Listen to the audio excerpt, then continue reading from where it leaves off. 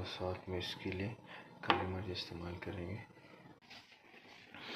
ये हम लोगों ने अंडा बॉईल कर लिया, उसको हम काट रहे हैं ताकि बच्चे खा सकें। इसके बाद हम